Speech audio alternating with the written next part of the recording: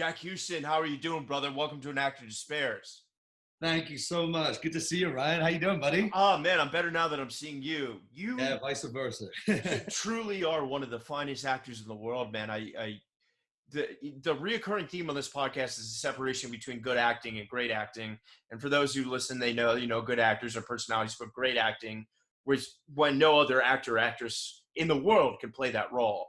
And everything that you've done, the specificity, the choices, the characteristics, the nuances, I said to expand on great acting, it's like everything that you do, I know is not on the page. It's what you're bringing to life, and that's what makes you one of the finest actors in the world, brother. Oh man, that's the highest praise I think I've ever been given. That's the nicest thing ever, man. I mean every word of it, man. I mean everything. So Richard Harrow to this Fargo character, it's so rich, and Ben-Hur, like everything, man.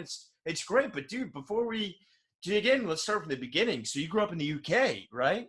Grew up in the UK, man. That's my mother's English. My father is American, but actually grew up. He and my aunt Angelica grew up in County Galway in Ireland, and my mother was from England, and they So met. you have 3 passports? You know what? I wish. I only have the English passport. I have an American green card. I should get the Irish passport because it's Wait, like, I thought because your dad's American, that can make you a citizen, no? I can. I've never taken. I have a green card. I've never taken the leap. I always say in a very funny way. I said if I ever got after watching shows like The Staircase or whatever, or I was like, if I ever got arrested for something that I hadn't done, I'd prefer to be extradited back to England. And yeah. Because I watched Louis Theroux's Mega Jails, and I was like, I do not want to. No way. The Miami Mega Jails. Oh, God. Yeah. Well, dude, that's so beautiful. So talk to me about growing up there. I mean, obviously, you come from a lineage of artists. Was your childhood filled with being surmounted with constant art, or, In a sense, I mean, we always laugh because on both sides of my family, we always say that no one's had a real job. No one's really sat down and done a real job. We've, on my mother's side, like my mother's a painter, my Aunt Rose is a pianist, my uncle is a director, writer. That's that side. And then on the other side of the family, everyone's in some form or another in the movie business, or like that sort of creative space. So I guess growing up, I was incredibly lucky that I was immersed in an artistic world. Did you have an idea of that as a kid, or was that just your normal? It was sort of normal. It's sort of what I mean. I always say it's sort of the luckiest break in the world is growing up where rather than being pushed towards books on math and geography, I was pushed towards Velázquez or Caravaggio or some of the great filmmakers, Ford and Kubrick and stuff like that. But I always say it was a massive lucky break, and I've always felt very much, I gravitated towards anything in the arts. I mean, I was actually I went to school on an art scholarship, so I was a painter. It's amazing. So I'm so curious because I feel like when you have parents that are artists or actors or in the movie business, it goes one of 2 ways. You're all in or you hate it. So talk to me about how did I heard something about Peter Pan. Was that true? Yeah, it was. I think that's always what I sort of mentioned, but I think it was that. Actually, the funny part was it was that my sister was in a entirely female dance class when I must have been about 4 or 5. And I think my mother, just to get rid of me for a couple of hours, said, could I join in? And I loved joining in with a full female chorus. I inadvertently got all the lead parts because I was the only boy. I got all the lead male parts, and I was surrounded by a group of women. Wonderful women. Power female energy. I love it. It was wonderful. It was the best sort of upbringing ever in that sense. And so then did you, because I know the UK is a lot better about it than America is. Like there's a lot of youth theater there. Did you get involved in a lot of those? Yeah, absolutely. Funny enough, I spent my earlier years in the countryside. I actually was born and raised from about since I was born till I was about 5 or 6 years old in a place called Norfolk, which is sort of like sort of southeast England. And every, growing up, like as I got older, every summer holiday, which was, our long holiday, I would always go with a theatre group and put on a play. So I was always doing some kind of production. While all my mates were sort of meeting up and going out and doing their thing, I was treading the boards, as they say. Did you have an idea of that separation between, friends and being, social versus working? Yeah, I mean, I did. I mean, it's funny because, obviously one would get some time to go and do that once you sort of put in the time in the theatre. So I always had very good friends, and but I just always had love. I enjoyed the sort of camaraderie, like the coming together, like what it was being part of a theatre troupe type thing. I think there was, we always consider ourselves rather nomadic, the Hustons, in that sense. We sort of gypsies, as they say. Yeah. Wherever our suitcase is where our home is. So totally. I always quite like sort of like moving about, doing things, like being a part of something from a very young age, which was fun. That's so beautiful, man. And as you were doing these productions, did you know that this was it for you? Did you feel it? Was it kinetic? I did, and my brother and sister would do them with me. You know what I mean? Wow! It was fun. Like we'd all be in these productions, and I think I was always the one who said, "This is what I want to do as a profession." I think my brother, who's a wonderful writer, director, and my sister, who's actually an artist and a potter and makes incredible things. But I love they've got into that stuff too. But when we were growing up, I think we all knew that that was where I was going to sort of probably end up. Yeah, and trying my darndest to sort of get involved in one way or another, I guess. When you were growing up, did you ever go to London and see plays? Was that? That's it, man. We're so lucky. I say all I see it is how lucky one is to be able to experience that. And I was consistently taken to amazing productions, great plays, and I was able to see some wonderful performances, and not only that, get to meet and work with some people who I idolized on stage. Yeah, specifically, It's so beautiful, man. And as you kind of grew into the teens, did you have that discussion with your parents about getting an agent, or did that not come till later? Didn't really come to it. It's funny because I didn't actually have any real interest of, I think the end game was possibly getting into the pictures and stuff. Yeah. But I think earlier on it was just the doing that I love so much. So I think I didn't want to get into it too soon. I didn't think like, oh, I'm 15, 16. I need to get a Geico commercial. Exactly. I didn't go out looking for an agent. I didn't go out on auditions. I literally wanted to finish everything and get to a place where I felt comfortable or possibly confident enough that I could actually go and do it myself. Yeah. And a lot, the thing about, England is it's normally a rite of passage that you finish school and then go to drama school. That's how you get into the business. The RADA, old exactly. Vic, the Ramblers, the RADAs, the Webber Douglases, all that, which is wonderful. And I went and did the auditions, and I was there were a couple of drama schools that I was thinking about going to, and then inadvertently got offered to be the understudy in a Peter Hall play. Wow. And Sir Peter Hall, one of the great theatre directors. I remember seeing a production of his Romeo and Juliet when I was younger and being like, that's what I want to do. Well, that's why I think you English actors are the best in the world, because you study Shakespeare so young, and there's no small choice in that. No. So you learn to make choices. And American actors, like, you don't even do that till college, really. Even in high school here, Shakespeare's not a part of their curriculum, and I think that's just such a shame. I know it is. It's a shame because also it's like what I discovered early on was read everything. Read plays, read books, read articles. Every single thing is a source of inspiration. And I remember very young, the great thing, like you say, is, we were sort of, we were introduced to such incredible playwrights.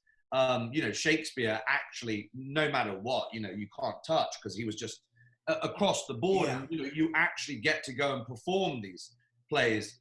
at a young age, and you're playing every character from, you know, Bottom to Ariel, yeah, totally, Sprite in The Tempest to Romeo, or, you know, you can do King Lear and dress yourself up as an old man and stuff. yeah, but, you know, yeah. you can be a woman, you can be a man, you can do anything. You realize the creative process is that exactly that. It's all encompassing. You could do anything you want if you want to do it. Like, Totally. if you can think of it, if you can think of a way to do it, then do it. And that was the best. That's amazing. So when you were auditioning for these drama schools, what made you, did you decide to go to one, or did you do something else? No, so that was the thing. I was actually, funny enough, I was in I'd done my auditions, then you're sort of waiting to hear from them. I actually came out to the States, and I was with my father and then with my aunt, and I remember getting these letters saying, can you come into the school? And at that same time I went back to England, and that's when I got offered. When I say understudy, it's literally, you're just, you know, you learn being an understudy is, you learn the character. You're basically watching Peter. It was Peter who directed. It was Brendan Blethyn playing the lead with Rebecca Hall in Mrs. Warren's Profession, the George Bernard Shaw play. No way. And I just got to sort of be around, you know, these actors, and they asked me also. I had to be the assistant stage manager, which means I had to do all the set changes. I had to bring, like, I remember one of the characters had to go out with toast, so I had to go and make the toast in the thing. I had to go and make sure this was warm here. I had to put this and set this. So, you know, I was running around the place and just like being immersed in the sort of whole thing that is theatre, and learning and speaking to these actors who had been to RADA and had been to Bristol Vic, and I remember that decision was like, do I want to go to drama school and do 3 years of that, which is wonderful, but I'd also just been to a sort of so-called pre-drama school for 2 years of my life, where we put on incredible productions, and I felt it was very much the understanding that that's what they taught you there. It was almost like going to drama school, just at a younger age. Yeah. And so that was your drama school in a lot of ways. That was my drama. Exactly. Yeah. I'd had that. And so I was like, you know what? I'm going to go and I'm going to try and just soak up everything I can from these guys who've been out there doing it for, you know, decades. And I will never for a second regret that. I met a dear sort of mentor to me who sadly passed away, a gentleman called Peter Blythe, who was just a wonderful stage actor and became such a sort of advocate for me. And I did end up going on for the last month in the play. Oh, so you did? You got to go on? Oh, man, yeah, I went on, and it was... you know, how did that... Talk to me about the first night you went on. Oh, my God, it's so funny. So this is my first time, and, you know, it's at the Strand Theatre, which is, I think, 1,600-person theatre. Big-ass theatre. Oh, wow. And I was actually understudying Lawrence Fox. And Lawrence and I also just did a play together, playing the co-leads 10 years later from this play. That's a separate story. It's very strange. But I was his understudy, and I believe his uncle just died. And it just happened, and he comes in, and he was like, he had to leave, had to go to the family, and they were like, you're on. And there's nothing like that moment, because you have not had an opportunity to go out and speak the language. Yeah. Do you even get rehearsal, like, as a... No, you're literally like, you're on. And you've been standing on the sidelines listening, and so you know the role. Like, and the cues. You know the cues, you know what you're meant to do. And I'd been very much on the sidelines because I'd been, you know, assistant stage managing. And so I went on, and I steamed through. I got through the entire first half of the play. We got into the third act and the second. Did you even have time to panic, or were you in it? It was sort of panicking, but it's that amazing thing where just it kicked, like that sort of adrenaline kicks in. It just takes over. And it's rather this sort of beautiful, transcendent sort of feeling where you're suddenly in it and you're doing it and there's no turning back. But the worst thing was the very last scene of the play is where I come to Rebecca Hall's character, and it's a scene that's entirely my scene. She doesn't know why I'm there in the play, so she can't help me. So I'm coming to tell her something, so it's not like she can give me a cue. And I go out there and I walk out and I dry complete, to the point where you could hear a pin drop. And I stand there and I'm staring at her and she's staring at me. And she's like, why are you here? But why aren't you, she kept saying, why are you here? And I was like, I have no fucking idea why I'm here right now. And I literally felt a bead of sweat go from the top of my head, go all the way down my face. Oh, God. I felt it drop off my chin. And the stage manager had lost the page in the place and they couldn't give me a prompt. And finally, after which must have been 30 seconds, you just heard them yell out a word and I was right back into it. Oh, that's so great. We got through the play and I remember I walked off stage and Brenda was like, you're an actor now. Now you've had it. Now you know that now you're an actor. You had to, like, she was like, that is the best thing that could have ever happened to you because it will not get worse than that. Yeah, totally Birdman style. I love that. Boy. Oh, boy, man. It was crazy. But I remember it so well. I remember laughing with Rebecca about it, like, years later. We worked together on Parade's End, and she's a sweetheart. So oh, yeah. I know her husband. Oh, you do? Oh, great. Yeah, he did the show. Yeah. Oh, how cool. How cool, how cool, yeah, man. Yeah. Good guy. Talented couple there. Yeah, man. So then tell me, I imagine, you know, you have every casting director in London and agent coming to that. Did you get representation there from that production? I actually had got my representation just a little bit before it, who was the person who asked if I wanted to. I actually went and it was a place called, at the time, a place called the Artist Independent, I think it was called. And she wasn't even an agent, it was a manager. But in England, that's sort of all-encompassing. They can, a manager is sort of an agent, the whole thing. I didn't need anything else. But she still works for me. It's amazing. Since I was 18 years old, she actually left the business and now produces with me as my producing partner. Oh, that's amazing. Yeah, she's Abby Harrow. She's phenomenal, wonderful. But I've been with her forever, and you know, we'll be working together till hopefully the day, you know. Yeah. Oh man, that's so beautiful. And then talk to me, you know, because now we live in a content bubble. What was the spectrum and the landscape like there in the UK? Was it mainly like, you know, movies, a little bit of TV on BBC, or, you know? It's a lot of TV, BBC, that kind of drama. You hear a lot about, that's sort of what got me over here was, I got a part in, I think it was Spartacus, was this TV miniseries. The Stars one, right? Yeah, I think it might have been Stars. Oh, no, I don't think it was much earlier than the Stars started. Oh, wow, okay. Oh, yeah, no, this is way before that. This was with Goran Visnic playing... oh, wow. Playing the lead. It was a made-for-TV movie for USA Network. Wow. Yeah, that was... and I got a little part, but I was playing opposite Alan Bates, which was like my...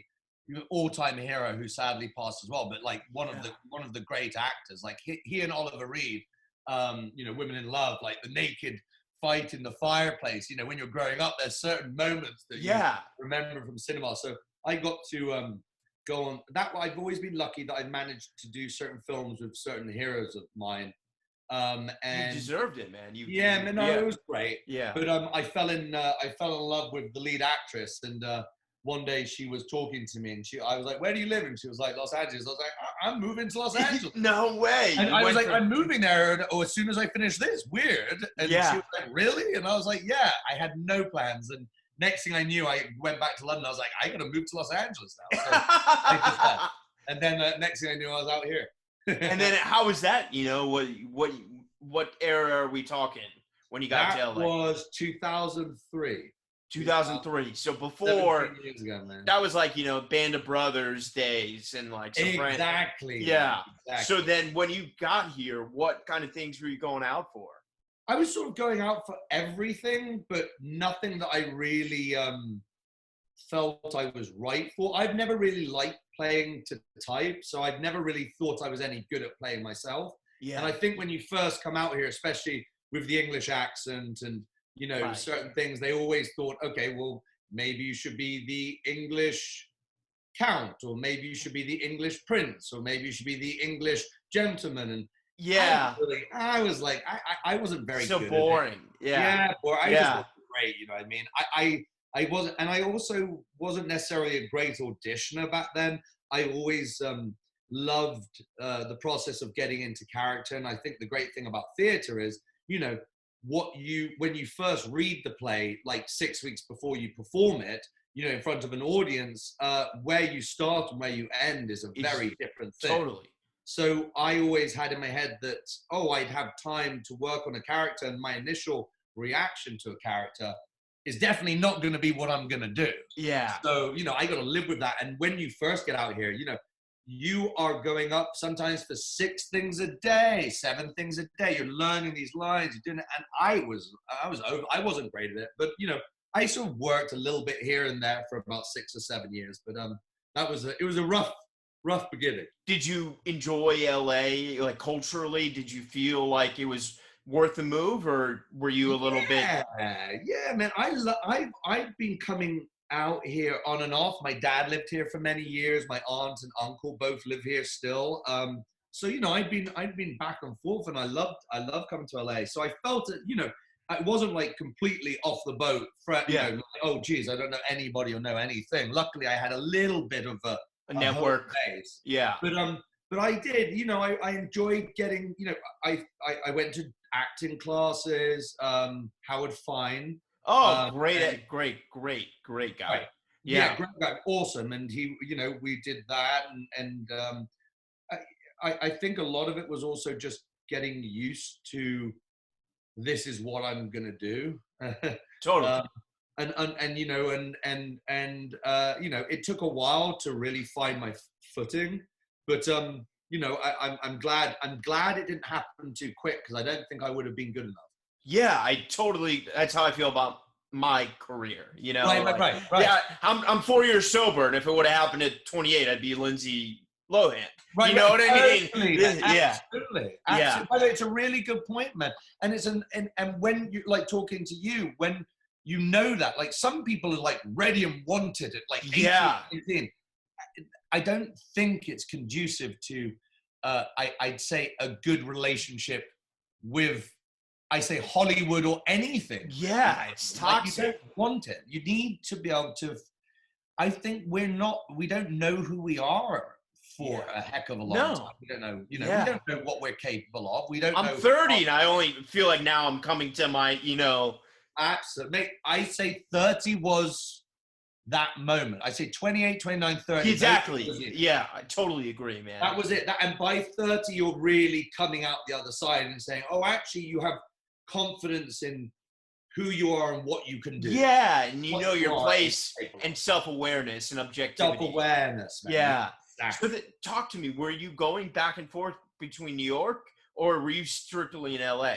I was strictly LA, and then I sort of decided that this wasn't working for me. So I went back to England for a little bit, and I was about to sort of really make a very large career change. Do you mind sharing what yeah, no, it's funny. I was talking about it recently. It's you know, I'd done a lot of things that I wasn't necessarily happy with. I didn't think I'd really showcase what I was capable of. Yeah. And I didn't think I'd been given an opportunity to showcase what I was capable of, because I don't think I was ever presented with a character that could showcase that. You know, this is just the way it goes. And that's why I always say, you know, the one thing about this job is it's you know, 90% luck, and everyone will tell you that, you know, it's luck to be able to get that role or to read that character, and at the right time, in the right place, whatever it is. And right moment in the culture for it to catch. I mean, you know, if you think about all of those characters that are out there, and like, you know, who knows if you're working, who knows if you're not available, who knows if you're not reading something at that time, whatever it is. And I weirdly read Boardwalk Empire, but I read it they sent it to me, and I was just about to leave and disappear and not act for a while. And they sent me the script, and I chose Richard Harrow, not the character that they wanted me to go up for. What were you going up for, Michael Pitt's role, or? No, you know, I had gone up for his role months before, because they shot the pilot, and then they had a long break before they started doing the series. Got it. Yeah, so I knew about the show, and I was like, God, it's Scorsese, it's Terry Winter, it's like, the most incredible, Steve Buscemi, Michael Shannon, Michael Pitt, like, I mean, Michael Starbar, Jay Wiggum, Jay Wiggum, yeah, Stephen Graham. It's just an icon. I mean, yeah, the list just continued. Michael Kenneth Williams. It was everybody, who I was like, God, man, just to be a part of this in any way. And then I read that role of Richard Harrow, which they went up for, and I was like, oh, I can do something with this guy. And I went and I put myself on tape, and thank God I got cast, because it opened the door into not only this incredible world, which I love and adore, but also the character work, which I hadn't really done since I was back at school. And, I was playing against type. I was going much deeper and able to fully immerse, and really I'd sort of felt rather disenchanted with the work because I hadn't really loved the characters or what I was playing. And I love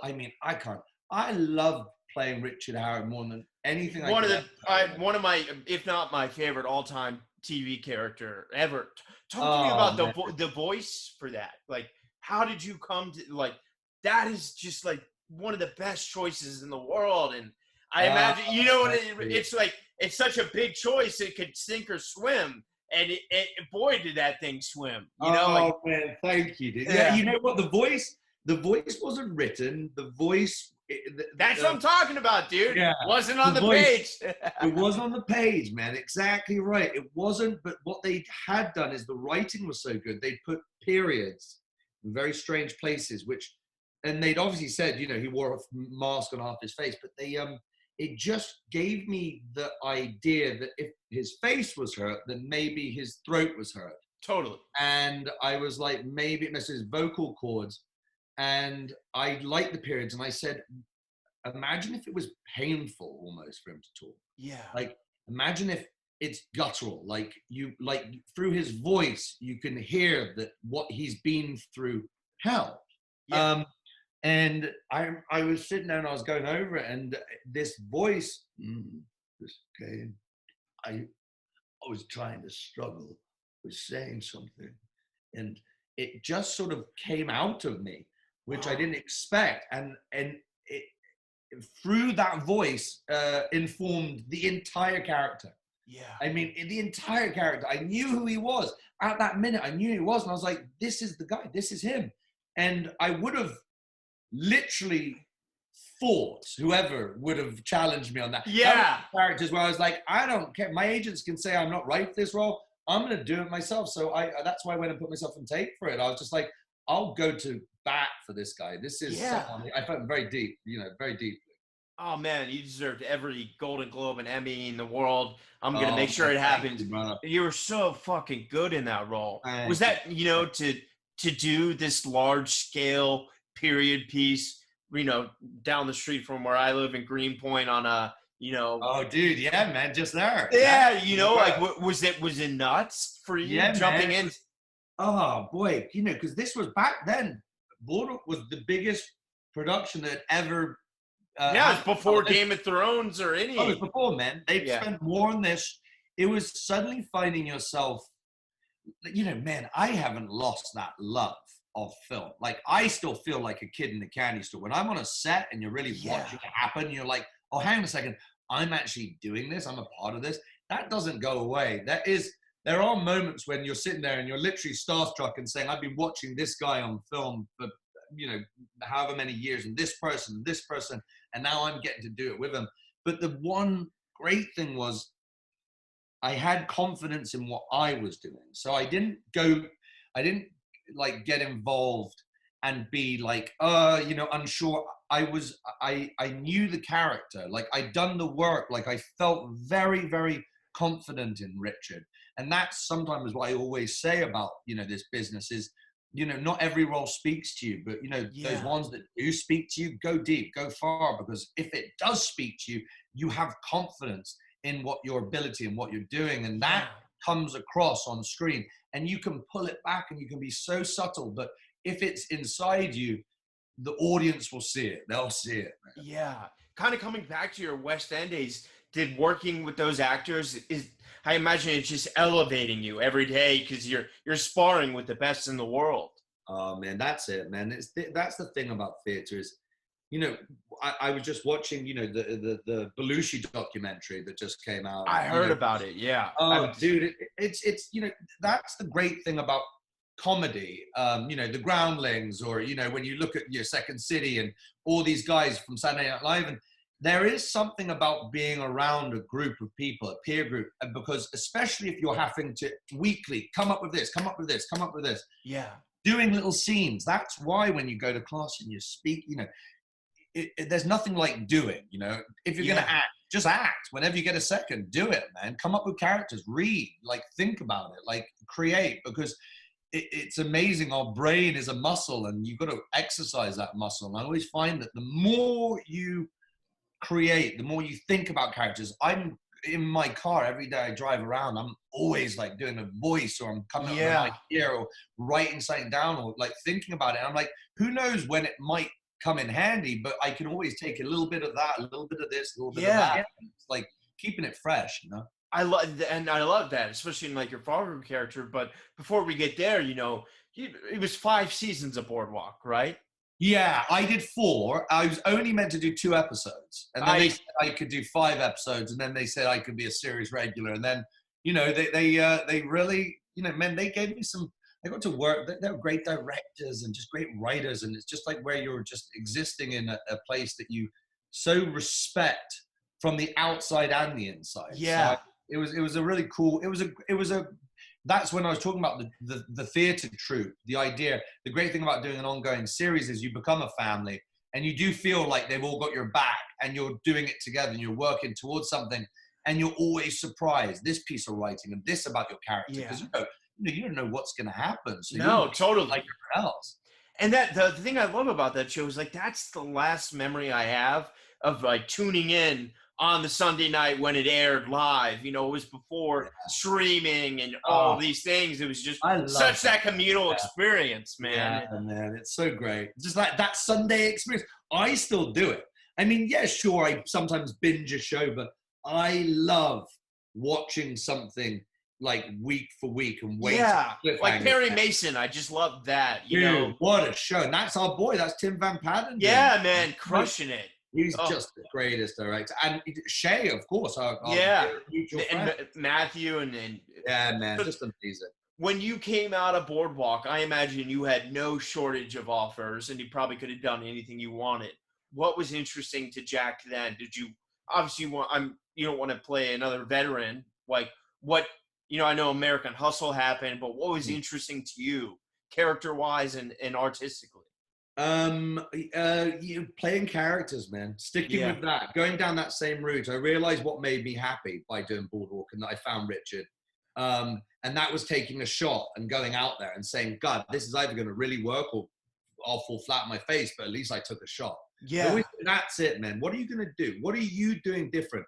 Like, you're going to fall, like you're not going to get the part 99% of the time. Yeah. So why not take the bigger risk 99% That's why I steal from you, dude.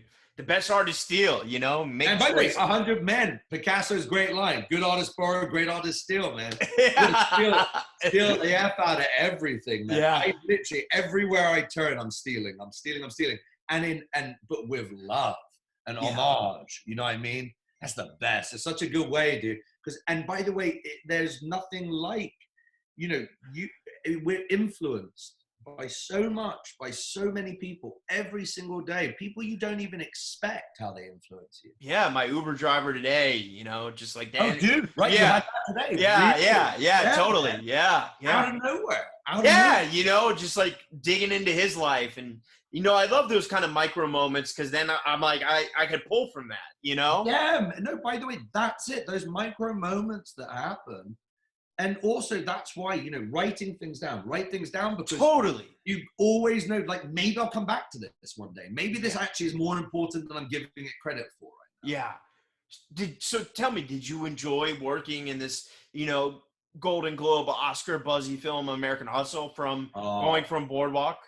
I loved it. So, it's so funny because, David O. Russell was already a hero. I wanted to be a part of a David O. Russell movie so much. Yeah. It was like I'd say top of the bucket list. Everything about the sort of immediacy, the vibrancy, the realism of what he creates on set. Intensity, right? I've heard that. Man, yeah. But, and also funny and dark and beautiful. And he just has this way that was exciting as a filmmaker.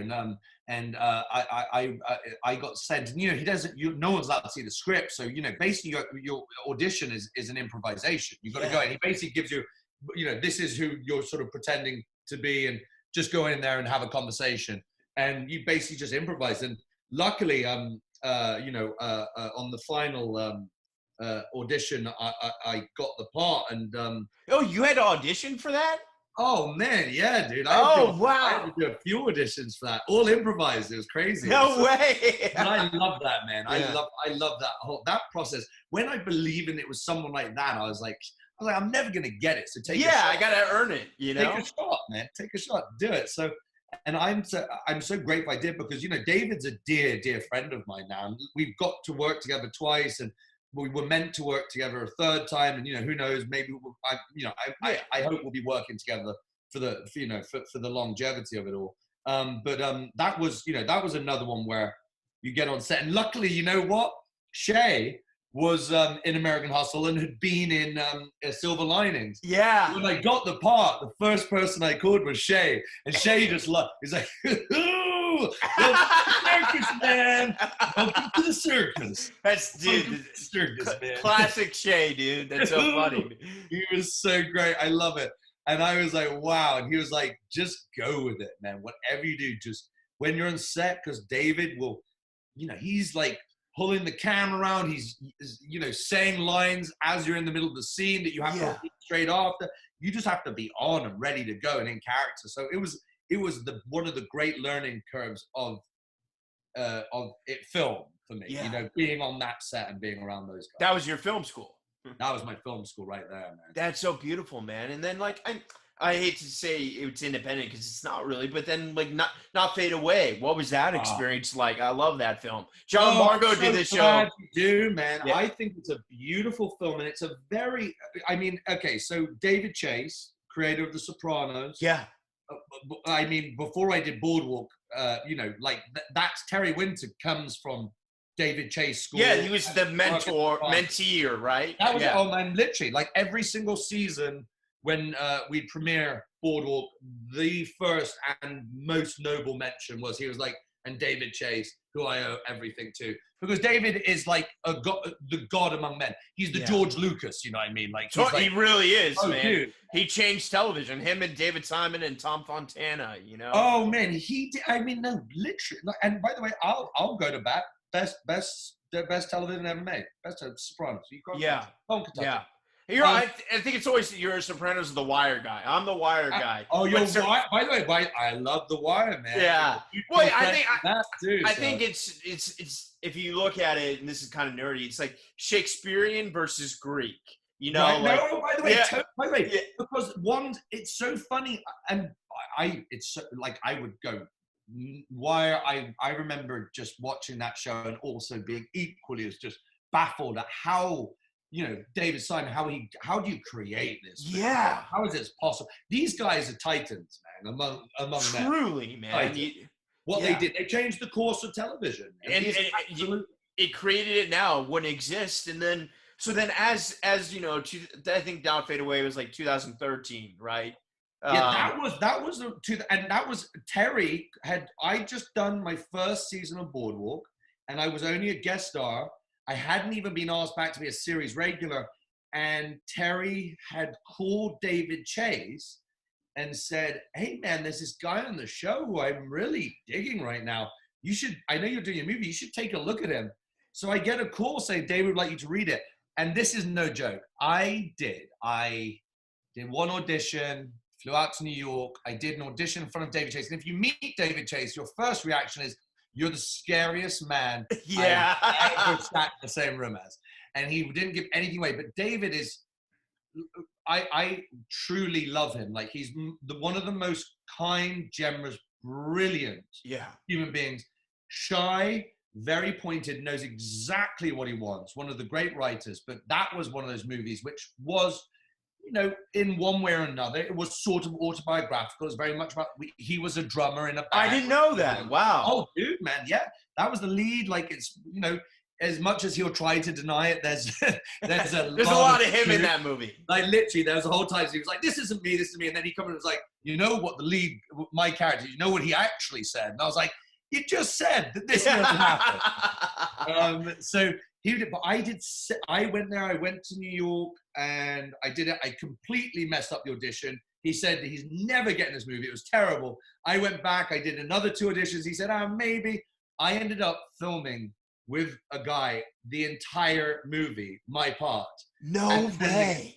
I sent him after 7 auditions. He finally brought me back for the chemistry reads, and I got the part. 7 auditions for that. That's so beautiful. And being a Sopranos fan, what was it like working with the late great James Gandolfini? Jimmy was a dear. You know, he actually was a friend from that, and actually just before we'd actually met a couple of times. He was, one of the most soulful, brilliant, you know, just ironic that in the strangest way that he was the most soulful and most giving actor in the world, and at the same time never felt comfortable. Yeah. Like, but in that which was what made him so brilliant and electric to watch him, there was this consistent thing that he was always playing against. He was a leading man playing against the leading man. Yeah, exactly. And it was he was wonderful. I mean, it was great. And those guys in the band, like we started playing together because I didn't play the guitar. So we did with Steve Van Zandt, because, you know, obviously from Sopranos. Yeah, totally. We did the Steve Van Zandt school. We basically we played every single day. By the end of it, we were playing as a band, me and the guys. Wow, man. Yeah. That's so awesome. I love that film. And then going a totally different direction to a much bigger budget. Talk to me about Ben-Hur. Was that a fun experience for you? I loved it, man. You know what? It's funny because I have a funny thing about films that could be made and remade, or, you know, or re-envisioned and all that stuff. And Ben-Hur was always one of those ones that I was like, I adored, and I had such love and respect for. I mean, there were 3 previous incarnations of Ben-Hur. Ours was the 4th. Kind of like so ours was the 3rd. There was the Raymond Navarro one, which was like the first one in old Hollywood. Then there was obviously the Charlton Heston version, and ours. But it was Timur Mambatov, who I just adore, and he's just one of the great guys and a visionary director. Brilliant how he puts things together and how he's constructing it. We had the best time making that movie. It was very open. It actually felt a massive amount of freedom, because I was the star of the movie, but it felt like any conversation had. We were shooting in Cinecittà in Rome, at the studios where, you know, the history there, Fellini, everything that's gone on. It was, you know, it was a dream job. And it was the first time I really realized just how hard a film can be in post when there's a massive committee. And I think it was 2 studios who were producing, Paramount and MGM together, as well as a whole committee of other producers and people. It just, you know, I think they ended up like saying like, oh, well, we have to make it under 2 hours, and it's Ben-Hur, man. Yeah. Like, you know, you can't do that. So I think initially what Timur's vision for the movie got kind of shattered. Oh, that's horrible. And we did some really interesting, edgy stuff that we were like, let's not do this big Hollywood. Let's shoot it in this way. And I think it maybe got dumbed down a bit. Yeah, but in a different vibe. And, you know, it was kind of heartbreaking. But you know what? It means that you're like, pull your pants up. Don't let you know, you can't let anything get you down, because this can happen to anybody. Totally. Anytime. I mean, a great example that Lillian Ross, a wonderful writer, the first book ever written about the conception to the filming to the post to the film coming out was my grandfather's movie, The Red Badge of Courage. And she wrote it, and it's called Picture. If you get a chance to read it. I'm going to get it right now. Fantastic read, because she's there. She was a reporter for the New Yorker, and she had done this amazing sort of expose on Hemingway. And then she went and did this on my grandfather. And she was there literally from him talking about the casting process on the set, watching the film. And you watch how a film can, you know, exist and not exist, and different people, producer, director, actor, the conflicts, the butting of heads, the sort of coming together, and also the moving on. Yeah. Like you have letting go. Let it go. Right. It's a hard thing to do as an artist. Too. Yeah. Well, then, you know, talk to me what we're here to celebrate. Fargo, man. Were you a fan of the what's it called when it's like a show, but there's every season's different? Like anthology, limited, or anthology. Thank you. Yeah. What? So were you a fan of the show already? Massive fan. I mean, literally that. I mean, you probably too. That first season with Martin and Billy Bob. I mean, that was some of the best television I'd ever seen. Yeah, there was and Shay and Carrie Coon. Oh, the next one, I mean, people who've been involved. That's in the sense that was pretty much like a Boardwalk where I was watching it and I was like, please, please, please let me do a season of this show. Yeah, I would do anything, because I looked at it and I was like, oh, you can really do a character in this. And wow, and I know that you could do a character in this. Whatever the character, you can go there. Yeah. And when this came your way, was it that character that you went in for? But this one, luckily enough, Noah, I got a phone call saying he'd like to sit down and have a chat with me about it. So it was like the greatest phone call ever, because I'd sort of willed it. I'd sat there praying for seasons, saying, please, please. Yeah. And I didn't even know they were doing another season of it. And then I heard they were, and I got the call, and I went and chatted to Noah. And funny enough, he didn't really tell me much about it. We just talked generally. And then he said, I'm thinking about you for this character. He's a detective in the Kansas City Police Department, and he has OCD. Yeah. And I said, I'm in, man. I'm in. I don't care. Love it, man. You got me.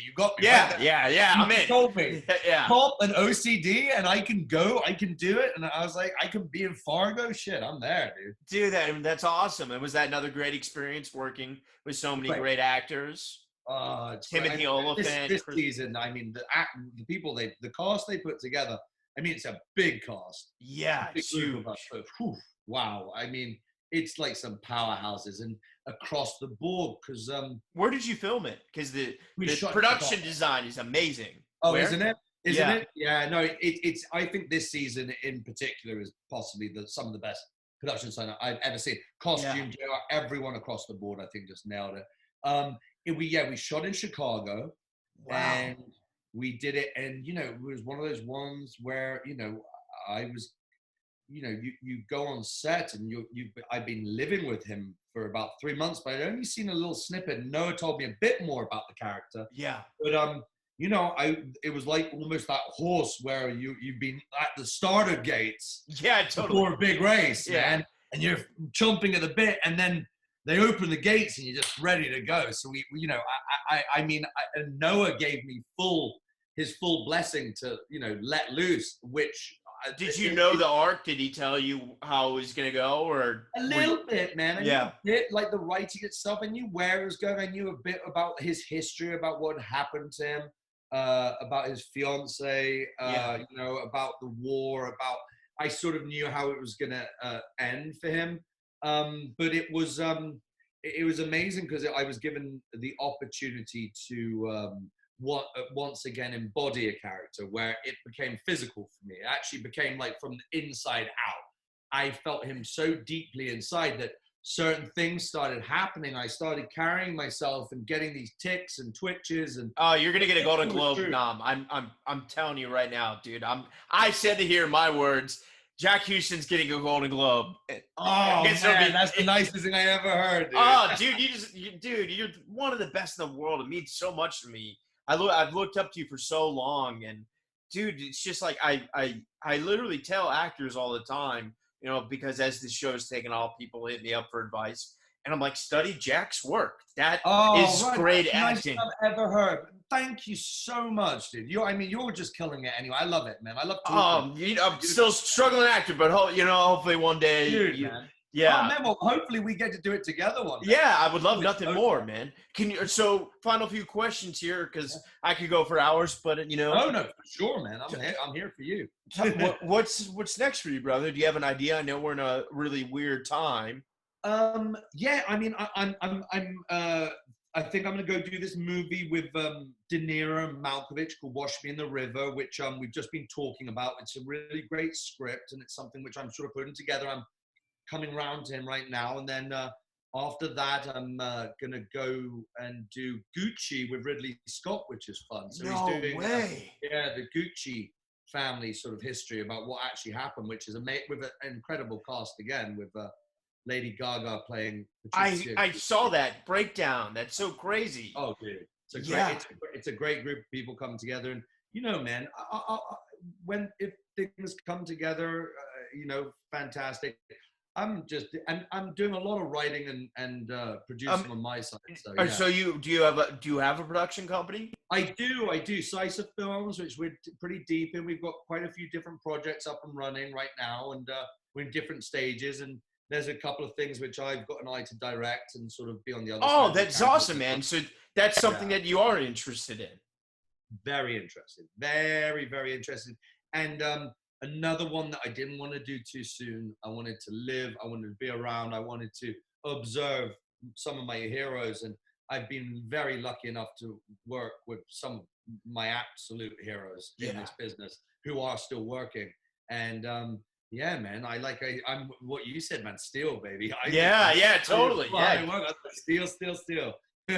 So tell me, man, you know, for final two questions here, for all the young Jacks, you know, that are 18, maybe stage managing and wanting to get in this business, but obviously we're in a pandemic. Any words of wisdom or advice for, you know, the next generation of artists, whether it's acting or any? Yeah, I mean, I think the world is changing. I think the world has changed. I think the business as we know it's changed, but that's not new. It always does change. And you know, all generationally, not even generation, within our generations, generation, we'll see it change multiple times.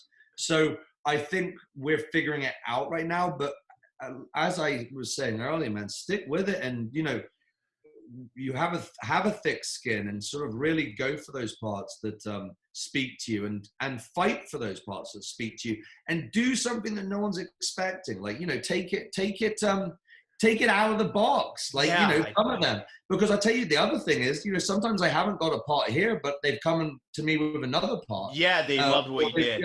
Yeah, exactly, man. That's very, very helpful. Yeah. And so tell me, last question, man. Excuse me. What's keeping you inspired right now during this darkness and these crazy times, you know?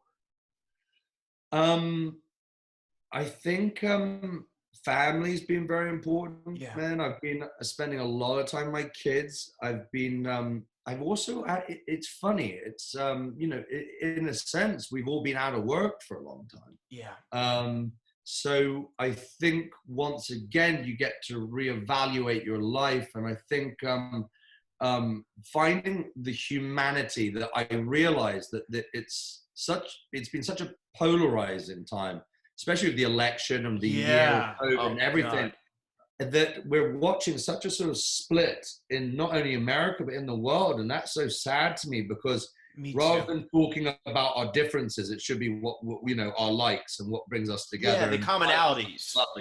Commonalities. Yeah. Exactly. Yeah. And I think it will happen. I think it has to happen. I just wish, you know, certain people, I'm not naming any names, could just fuck off. Sorry. No, I wish they could perish. You know, exactly. That's what I think we all know who I'm talking about right now. But I said it to Rufus Sewell on the show, man.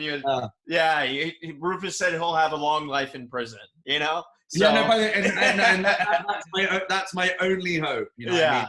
Actually, but you know, whatever it is, I just feel like, you know, the division that is going on in the world. It's very sad, and I think, but also I think sometimes one has to reach an all-time high or low for things to reset. Yeah.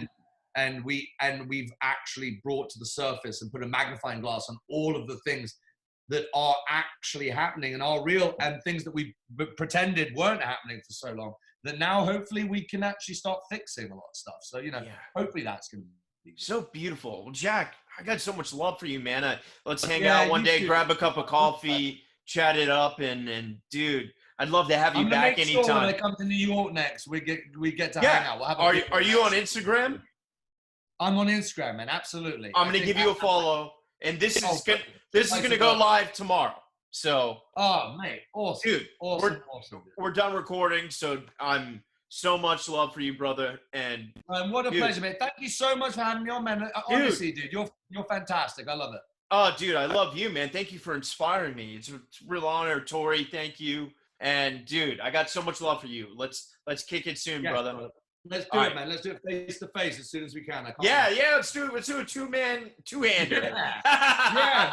Absolutely. All right, bro. I am thrilled to announce that An Actor Despairs is partnering with a wonderful CBD company called Kind Farms. Everyone out there has heard of CBD. I started taking it a few years ago when I first started getting sober and to help with my anxiety. Sadly, as one can do, I was overtraining in the gym, and a friend recommended a topical and a tincture to help with the pain. I tried it. It was okay. However, recently, I was introduced to a product that has really changed my life. Not only has it helped me with anxiety, but I am stronger than I have ever been. I'm able to carry out lifts my body used to prevent me from doing. Kind Farm products have single-handedly changed my life athletically and personally. They utilize 100% local licensed farmers, organic cultivation, and CO2 extraction for superior CBD. Kind Farms is turning CBD to a kind alternative to pharmaceuticals. Let's transform tobacco row into hemp row. If you want to get involved, please reach out. Together, we can make a difference. You can use my code RYAN10 for 10% off. You can find them on Instagram at Kind Farms Inc., all one word. That's KINDPHARMSINC, and their website is kindfarmsinc.com. Once again, my code for 10% off is RYAN10.